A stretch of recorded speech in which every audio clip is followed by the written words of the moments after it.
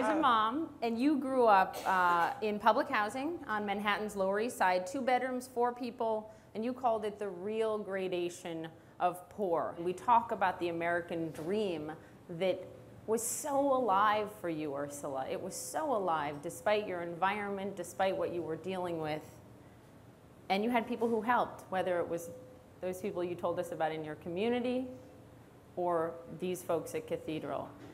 Is that American dream as alive today, enough alive today, and are enough people helping? I think it is as alive today.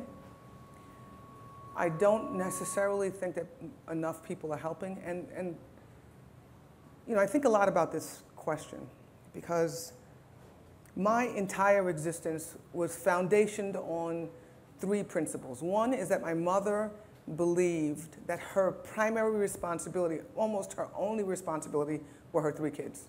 All other things were secondary to that. And she prioritized her time, all of the money, the little bit of money that she had, all of the energies that she had around assuring that my brother, my sister, and I had a strong foundation. She reached out to wherever she could get help, and she was not too proud to beg at all, and definitely not too proud to work. The second thing that was clear is that early on, that without other people helping us, my mother's best efforts would have not been enough. And the way that we got through high school was that the school, my mother was always late for something, right? She had to be late for either rent or something, I mean, tuition, et cetera. The school was reasonable. You know, obviously, we couldn't go there for free. I couldn't go there for free. But if we didn't have it that month, it just, you know, it was okay. And they would work it out with my mother. It was a lot more stressful on her than it was on me. When I got into colleges, I was really stressed because we didn't have, these things were tens of thousands of dollars a year. And there were programs from states, city, rich people who donated money to actually allow me to go to school. And so all of this was help.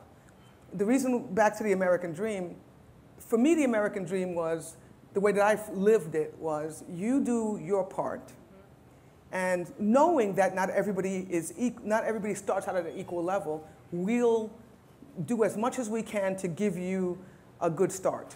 Society will help. Society will help take care of it, give you a good start. So it's changing now. So what's wrong with it today, Well, Ursula? today there's a lot of, you know, language really matters a lot, and particularly language of leaders.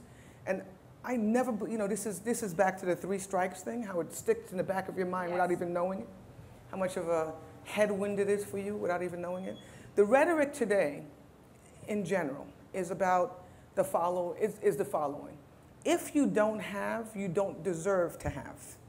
If you don't have, you didn't try hard enough. If you don't have, your group didn't help you enough. There's so much that's back to the individual. Not recognizing, not realizing, there's some of that, I'm sure, that if you don't have, you don't deserve to have. I'm sure that there's some of that. The vast majority of people who don't have a good start. And don't have a good start, don't have enough money, simple things. Like my mother was an immigrant. My mother and father were immigrants to this country. My father left, my mother was an immigrant. I mean, she spoke English, great.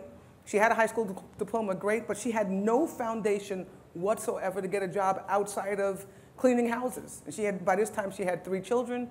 So bodies, institutions, government, institutions both private and public, had to help her. And her responsibility was to take that help and parlay it into something else. That's the American dream, right? And we are today, I think, structurally tearing apart the foundation of these helps. Yeah, to me, it's amazing.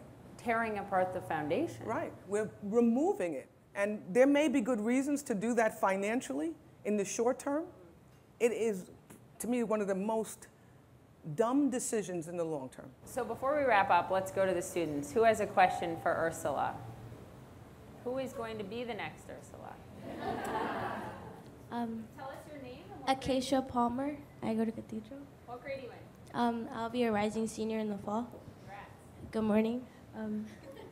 So, being a minority and a female woman, you said that your mother pushed you to succeed. What advice would you have for children out there in the world without people pushing for their success or who are in the most unfortunate situations? Where should they start? Yeah, I tell you, I struggle with this. So I struggle with this problem, because I did have an unbelievable advantage. I had this not typical parent. One, she didn't even have her husband around. And she was, like I said, maniacal. And she had the ability to kind of do it all. Because sometimes you have maniacal parents who literally just are so busy. They work 3 jobs, they can't. So I say, find a friend. I say this over and over again. Find a friend. Reach out. Go to the, go down the street. Go to the janitors in the building, the neighbors. Find a friend who can help you. You will be surprised at how many people will help if you ask. Particularly, you're not asking for money. You're asking for time. You're asking for a piece of their heart, a piece of their mind. Find a friend. Get engaged in things like the Boys and Girls Club. Find structures. Now, I'm saying this to somebody who's 7 or 8 years old who has no support. How does that happen? So then what we have to do is reach out. We have to continue to go to places and just say, you can find a friend. Money was not a part of the solution in my household. And if it were a part of the solution, we would have failed. Because we had examples and this positive perseverance. My mother particularly, this positive perseverance, and she was not afraid to ask, and she was not afraid to teach us to ask. I'm going to give you one side story because I know we have to end. My mother would clean offices, and one of the offices she cleaned was the office of a dentist named a doctor called Dr. Gertstein. I remember him, he was on 3rd Street. And so one day he was in the office, and I was leaving, and he said, take this. It was like some medicine. I think you'd probably be arrested now if you did this, but with some drugs. And I said, oh, no, thank you.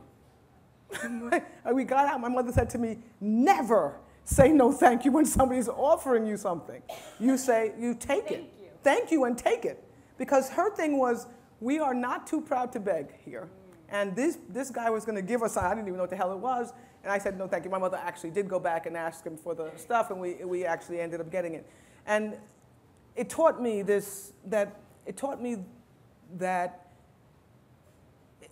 if you seem reasonable,